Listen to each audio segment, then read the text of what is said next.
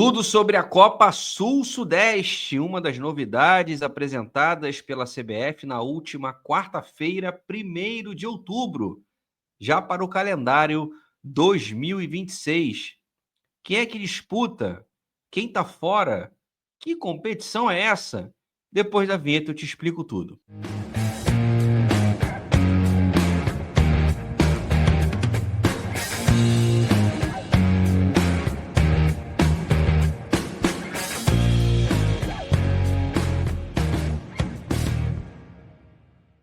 Seja bem-vindo ao canal do Leandro Dias. Eu falo diariamente sobre futebol com foco em Fluminense. Mas no vídeo de hoje vamos falar sobre a Copa Sul-Sudeste, que interessa sim ao Fluminense, mas os outros clubes do Sudeste, exceto um estado, já você vai saber.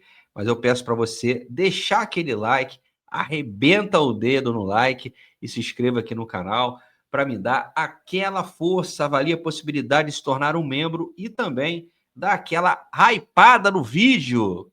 Ajuda muito, hein? Bom, para você que está meio perdido, o que é isso? Copa Sul-Sudeste? É um novo torneio Rio-São Paulo? É uma Copa Sul-Minas renovada?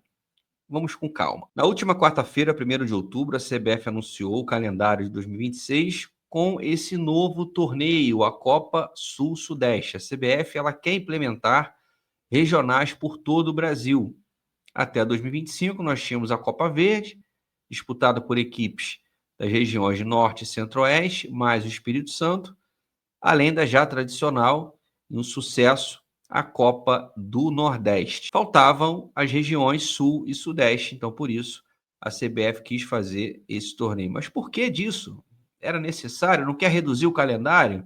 Teve uma redução de datas e tem vídeo aqui no canal que eu falo sobre isso. Para que mais um campeonato? Vamos tentar entender isso direito, os prós e contras dessa Copa Sul-Sudeste, quem é que pode disputá-la, quem está habilitado para jogar esse torneio. Tá aí, galera, a Copa Sul-Sudeste é uma novidade no calendário, organizada pela CBF por 12 clubes dos estados de Minas Gerais, Paraná, Rio de Janeiro, Rio Grande do Sul, Santa Catarina e São Paulo. Times do Espírito Santo, como já acontece, vão jogar a Copa Centro-Oeste.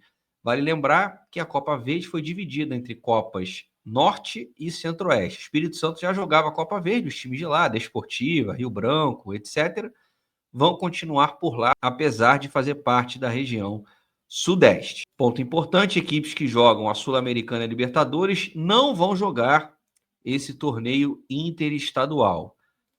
6 vagas através de resultado de campeonato estadual e também torneios seletivos. E aí um dado importante, a CBF vai oferecer a possibilidade de escolha.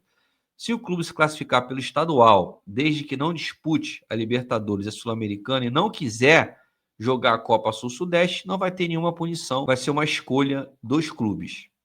São 3 fases, na primeira os clubes divididos em 2 grupos, turno único contra equipes da outra chave, depois semifinais e finais. A gente tem um quadrinho aqui para poder explicar isso de uma maneira ainda mais didática. Tá aí, galera, são 12 clubes, ela começa essa competição no dia 25 de março, vai até dia 7 de junho, mais ou menos 2 meses e meio aí.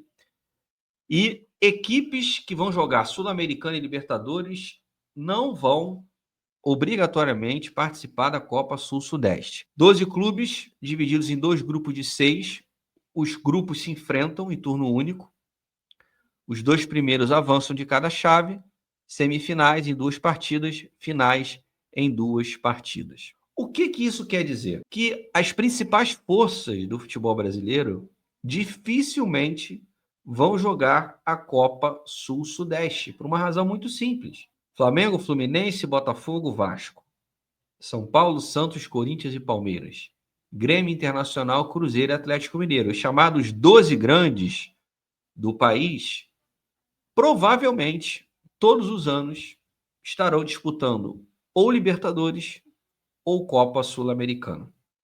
Claro que um ou outro vai acabar sobrando, mas como não é obrigatória a participação na Copa Sul-Sudeste, mesmo aqueles que não se classifiquem para uma competição continental, o que, convenhamos, é muito difícil, ele pode optar por não disputar. E vagas continentais, meus amigos, é o que a CBF mais fornece através do Campeonato Brasileiro. O campeão da Copa do Brasil joga Libertadores. Os 6 primeiros do Brasileiro jogam a Libertadores. Os 6 posteriores jogam a Copa Sul-Americana. O Brasil está sempre chegando nas competições Conmebol, principalmente na Libertadores. Então, se o time brasileiro ganha a Libertadores, já abre uma vaga. Então, você pode ter aí, basicamente, 14 times do Brasileirão jogando competição continental, que representa aí 70% das equipes. Então, muito dificilmente os grandes clubes que tanto pleitearam para uma adequação do calendário, com menos partidas, com um intervalo maior entre os jogos, vão disputar essa Copa. Quer ver só? O Thales Machado, que é editor do Jornal o Globo, ele fez aqui uma simulação se essa Copa Sul-Sudeste fosse disputada nesse ano, 2025. Olha os times classificados, são 2 de cada estado. Em São Paulo teríamos Santos e Bragantino. O Santos veio da Série B, então ele não jogou nenhuma competição continental nesse ano e obteve o rendimento necessário para disputar a Copa, junto com o Bragantino. Olha do Rio, Nova Iguaçu e Boa Vista. Minas Gerais, América Mineira e Tombense. Rio Grande do Sul, Juventude e Caxias. No Paraná, você tem o Atlético Paranaense e o Maringá.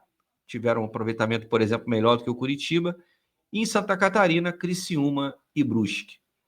Então veja que se você só tem o Santos ali como grande clube, porque não disputou nenhuma competição continental. E ele pode não querer jogar.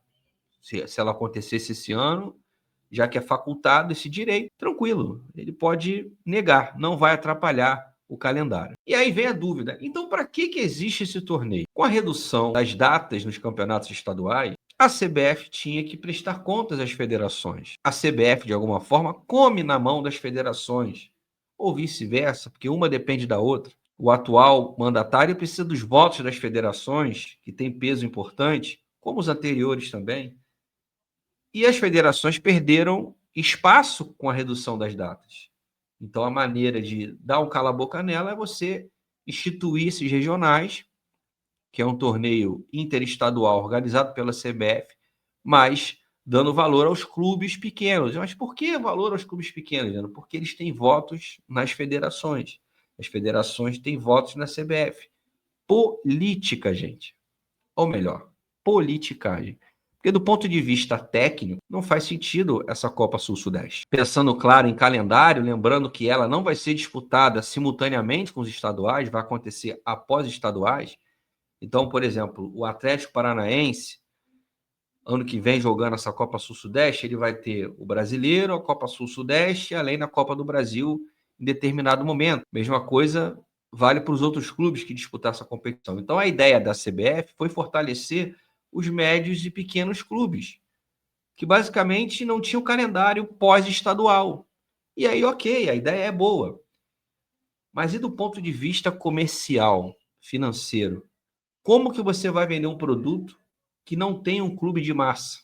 Um clube importante para poder, obviamente, ser apresentado para o mercado. Quem vai querer assistir Nova Iguaçu e Tombense, Criciúma e Bragantino e similares?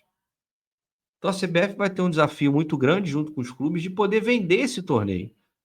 Na Copa do Nordeste são torcidas gigantescas, embora com as mudanças que foram feitas, a CBF em algum grau esvaziou essas competições. Bahia, por exemplo, se ele não luta para não cair, dificilmente ele vai jogar a Copa do Nordeste. Estou citando o Bahia, que é o clube hoje mais rico daquela região, mas vai estar sempre ali envolvido com Libertadores ou Copa Sul-Americana. Então, é uma medida política, mas também pautada na parte técnica e financeira dos clubes, de mantê-los em atividade. O problema é a viabilidade econômica dessa Copa Sul-Sudeste. Como conseguir potenciar os parceiros e patrocinadores para transmitir uma competição dos 2 estados economicamente mais importantes do país sem clubes de massa, sem clubes realmente relevantes que levam torcedores para o estádio e para frente da TV também.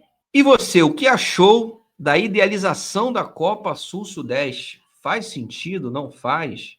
Não vai ter os grandes. E por conta disso, era necessário. E os pequenos e médios? Foi uma medida razoável para mantê-los em atividade? Eu quero a tua opinião. Bota aqui nos comentários, vamos trocar essa ideia. Mas antes de sair, aquele like no vídeo. Não se esqueça. E a inscrição no canal também. Até o próximo vídeo. Um grande abraço. Valeu!